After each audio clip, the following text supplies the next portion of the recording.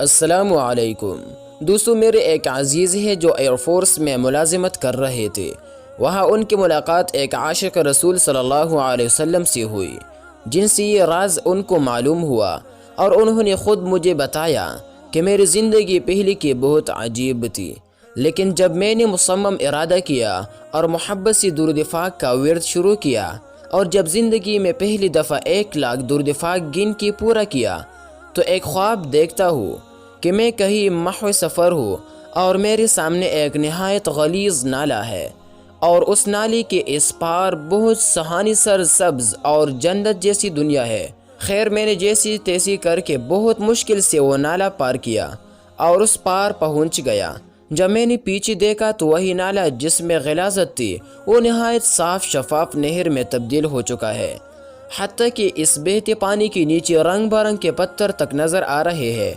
اور جسے دیکھ کے روح خوش ہو جائے۔ اور میرے کپڑے نہایت صاف ستھرے اجلے اور سفید ہو چکے ہیں، اور میرا ظاہر حسن بھی بڑھ چکا ہے۔ الحمدللہ، مجھے خواب ہی میں بتایا گیا کہ نالے میں بہتا پانی تمہارے اعمال ہے جو پہلے غلیظ تھے، اور اب درود پاک کی بدولت ان کی صفائی ہو چکی، اب یہ ساری نیکیوں میں تبدیل ہو چکے ہیں۔ یقین جانیے، وہ دن اور آج کا دن، وہ بندہ کب سے سروس سے ریٹائر ہو چکا ہے،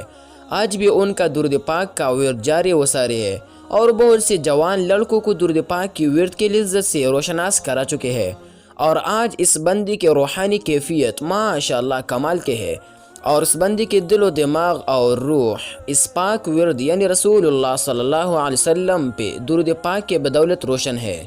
تو دوستو، اپنی زندگی میں یہ کام ضرور کرے، آج ہی سے پختہ ارادہ کریے کہ انشاءاللہ میں نے رسول اللہ صلی اللہ علیہ وسلم کی ذات مقدس پہ گن کے 1,000,000 مرتبہ محبت و شوق سے درود پاک ضرور پڑھنا ہے۔ یقین مانیے، جیسے جیسے آپ رسول اللہ صلی اللہ علیہ وسلم پہ درود پاک پڑھتے جائیں گے، آپ پہ بہت سارے انکشافات ہوتے جائیں گے، اور دل و دماغ و روح کے ایسے دریچے کھیلیں گے کہ آپ ششدر رہ جائیں گے۔ روزانہ کی بنیاد پہ درود پاک کا ورد اپنا معمول بنا لیے، پھر دیکھیے کیا ہوتا ہے۔